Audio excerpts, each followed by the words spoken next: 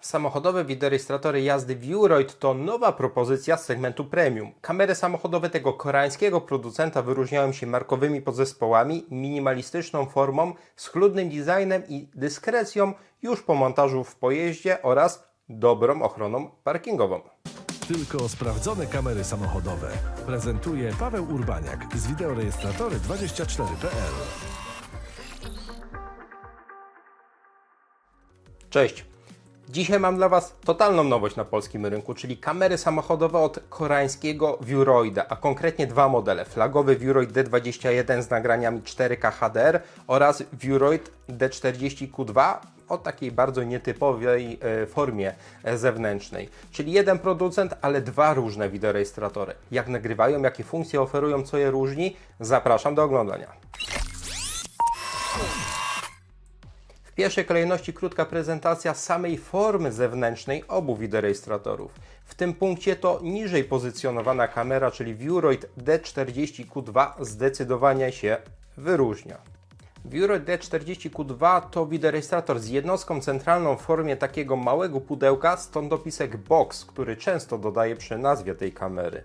Nie jest to pierwsza na rynku kamera samochodowa o takiej formie, ale zdecydowanie najmniejsza i najdyskretniejsza z takich kamer.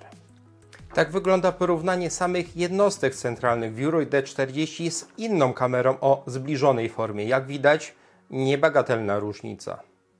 Podobnie same moduły kamer. Tutaj również widać, że Viewroid D40 ma niezwykle minimalistyczne kamery dodatkowe. Ok, ale po co tak kombinować i wynajdywać właściwie wideorejestrator samochodowy od nowa? Tak pomyślana forma oferuje pewne unikalne właściwości. Najważniejsza elektronika, moduł Wi-Fi, karta pamięci znajdują się w jednostce centralnej pod taką klapką, którą można dodatkowo przykręcić za pomocą dostępnych w pudełku śrub Torx i wkrętaka. Już tylko to sprawia, że dostęp osób trzecich do zasilania kamery czy karty pamięci jest mocno utrudniony. Dodatkowo sama jednostka może być właściwie dowolnie ukryta w pojeździe, czy to w którymś ze schowków, czy w jakimś właśnie nieoczywistym miejscu z trudnym dostępem z zewnątrz, aby jeszcze bardziej całość schować. Dodatkowo mając jednostkę centralną ukrytą poza szybą, nie będzie ona nadmiernie nagrzewać się od promieni słonecznych, więc tego typu zestaw ma po prostu łatwiej przy monitorowaniu parkingowym w skrajnych temperaturach. Na szybach będziemy natomiast mocować jedynie takie niewielkie moduły GPS oraz kamery przód i tył. Tutaj uwaga, bo moduły wyglądają identycznie, ale są podpisane. Nie należy pomylić ich przy montażu, bo moduł kamery przedniej posiada mikrofon. Finalnie zestaw taki umożliwia niesamowicie dyskretny montaż właściwie w każdym pojeździe, więc jeśli posiadasz pojazd o ograniczonej ilości miejsca na szybie czołowej, bądź też zależy Ci po prostu na znakomitej estetyce i dyskrecji, to taka nietypowa forma wideorejestratora może być strzałem w dziesiątkę. Czy takie rozwiązanie to same plusy? Jak to w życiu? Niestety nie, ponieważ jednostka centralna jest ukryta, a kamera nie wspiera komend głosowych, czy też takiego bezprzewodowego pilota. Niektórym może brakować opcji ręcznego zabezpieczania nagrań. Przechodząc do Viewroida D21 4K2CH mamy do czynienia już z bardzo klasycznym wideorejestratorem. Jednostka centralna montowana jest tradycyjnie po prostu do szyby przy niej. Mamy możliwość jej wyjęcia, mamy wielofunkcyjne przyciski, które umożliwiają obsługę kamery. Tym okrągłym przyciskiem po przytrzymaniu wyłączymy kamerę, przykładowo parkując w zamkniętym garażu. Pierwszy od góry przycisk Voice umożliwia zmianę trybu nagrywania dźwięku po naciśnięciu oraz wyłączenie komunikatów głosowych kamery po przytrzymaniu. Tutaj jeszcze małe rozwinięcie. Celowo powiedziałem o zmianie trybu nagrywania dźwięku, ponieważ oprócz prostego włączenia-wyłączenia mikrofonu, kamera oferuje również potencjalnie dla niektórych rewolucyjne, selektywne nagrywanie dźwięku. Wideorejestrator potrafi nagrywać dźwięk tylko po wystąpieniu zdarzeń. Dla zapewnienia dyskrecji rozmów, które mają miejsce w kabinie. Proste, a jak dobrze pomyślane. Brawo za to. Wracając do przycisków, drugi, czyli REC. Zabezpiecza pliki. Jest bufor, czyli zabezpieczenie będzie obejmowało również 10 sekund przed wciśnięciem. Sam przycisk można też wcisnąć po bokach, na środku, po prostu w dowolnym miejscu tego przycisku. Trzeci przycisk Wi-Fi włącza-wyłącza moduł Wi-Fi po przyciśnięciu i zmienia standard prędkości sieci po jego przytrzymaniu. Wi-Fi służy do łączenia się za pomocą aplikacji mobilnej, natomiast oba wideorejestratory mogą automatycznie włączać Wi-Fi po uruchomieniu, więc ten przycisk raczej nie będzie potrzebny na co dzień. Sama aplikacja mobilna Viewroid jest jednakowa dla obu kamer. Jest zarządzanie ustawieniami wideorejestratorów, chociaż w momencie przygotowywania materiału, czyli w maju 2025 roku, aplikacja, jak i komendy głosowe kamer są dostępne w języku angielskim, nie ma polskiego. Wiem, że polskiemu dystrybutorowi zależy na poprawie tego stanu rzeczy, więc jeśli oglądasz ten materiał później, być może są już dostępne stosowne spolszczenia. Za pomocą aplikacji możemy uzyskać podgląd obrazu, aby lepiej dopasować ustawienie pochylenia kamer. Aplikacja umożliwia naturalnie przeglądanie zgromadzonych na karcie pamięci nagrań z podziałem na ich rodzaj. Możemy pobierać te nagrania do pamięci telefonu. Mamy również dostępną historię przejazdów. Możemy wyświetlić widok poszczególnych dni, tygodni, miesięcy. Możemy przeglądać statystyki, czy też całe mapy przejazdów. Aby uzyskać podgląd map, telefon musi mieć dostęp do sieci, więc chwilowo rozłączamy się z kamerą. Generalnie historia przejazdów jest dostępna bez połączenia z kamerą, natomiast będzie ona aktualizowana automatycznie po połączeniu z kamerą właśnie. Dla niektórych ciekawy bajer, dla innych potencjalnie taka baza przejazdów będzie przydatnym narzędziem w pracy. Super, że to tu jest i że działa.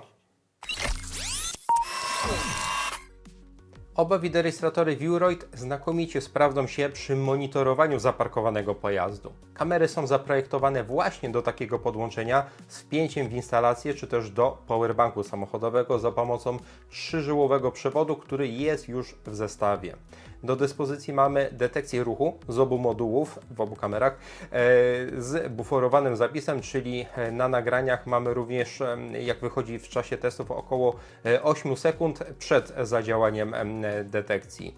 I tak samo działa to w obu prezentowanych modelach wideorejestratorów. Dodatkowym uzupełnieniem będzie detekcja wstrząsów, która uzupełnia detekcję ruchu. Również oferując buforowany zapis wstecz około 10 sekund i ponownie w obu modelach działa to analogicznie. Jeśli natomiast preferujemy formę nagrywania ciągłego, możemy użyć timelapse, czyli nagrywania filmów poklatkowych, zarówno z przodu, jak i z tyłu, i zarówno z jednego, jak i drugiego wideorejestratora. Taka forma zapisu oznacza się około 15-16-krotnym przyspieszeniem obrazu względem upływu czasu rzeczywistego. Jeśli natomiast potrzebujemy ochrony parkingowej z minimalnym poborem mocy, możemy użyć trybu detekcji wstrząsów jako jedynej formy ochrony. Po ustawieniu Low Power Mode wtedy po około minucie kamera przejdzie w tryb detekcji wstrząsów, z którego wybudzi się błyskawicznie po około 2 sekundach od wystąpienia wstrząsu, czyli minimalny pobór energii za cenę o wiele niższego poziomu ochrony, jednak samo wybudzenie następuje naprawdę błyskawicznie w obu tych Viewroidach.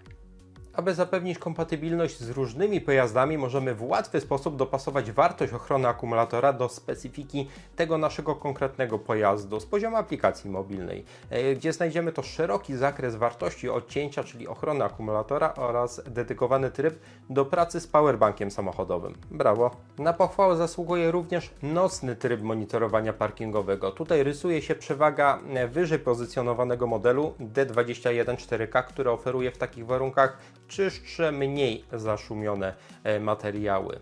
Kolejnym wyróżnikiem wideorejestratora Viewroid D21 4K jest zachowanie w skrajnie wysokich temperaturach. Kiedy zadziała zabezpieczenie termiczne, urządzenie nie wyłączy się całkowicie, a przejdzie w tryb niskiego poboru mocy, oczekując na schłodzenie kamery. Jeśli temperatura się obniży, kamera płynnie powróci do aktywnego monitorowania parkingowego celem zapewnienia najlepszej ochrony zaparkowanego pojazdu. I skoro producent nie obawia się wygrzewania kamery w piekarniku, zakładam, że jest pewien swoich produktów. Mamy za sobą nagrania parkingowe, przejdźmy teraz do tych wykonanych w czasie jazdy. Jak przystało na produkt segmentu premium, Viewroid D21 4K 2CH pochwalić się może zastosowaniem flagowego przetwornika optycznego Sony Starvis 2 IMX 678, który umożliwia rejestrację obrazu w rozdzielczości 4K. Nagrania o wysokiej liczbie szczegółów wyróżniają się podwyższoną za sprawą skutecznego trybu HDR czytelnością zarówno w jasnych, jak i zacienionych partiach obrazu. Co istotne, tryb HDR pozostaje skuteczny również w czasie przejazdów nocnych. To właśnie skuteczny tryb HDR odpowiada za poprawioną użyteczność nagrań nocnych, które mają ograniczoną liczbę prześwietleń. Sprawia to, że poprawioną czytelnością oznaczają się kluczowe elementy, takie jak tablice rejestracyjne, znaki, szyldy, czy też inne elementy infrastruktury drogowej. Jako uzupełnienie wysokiej jakości modułu głównego przychodzi kamera tylna, uzbrojona w przetwornik Sony Starvis, ale pierwszej generacji IMX307, który pozwala na nagrywanie w rozdzielczości Full HD. Klipy wideo zarejestrowane z tyłu to znakomite uzupełnienie materiału dowodowego zgromadzonego przez ten moduł główny, czyli mamy nagrywanie przód-tył. I tak jest też w obu tych prezentowanych Viewroidach.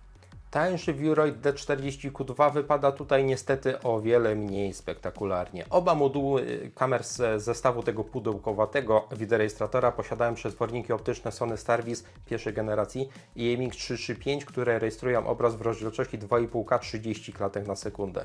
Obie kamery mają wsparcie dla trybu HDR, który ma jednak o wiele niższą skuteczność w porównaniu do Viewroida D21. Także skuteczność nagrywanego obrazu zdecydowanie po stronie Viewroida D21.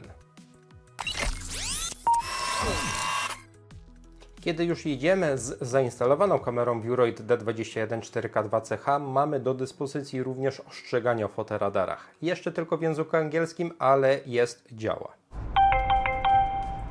Fixed camera 300 meters ahead. Speed limit is 70 kilometers per hour.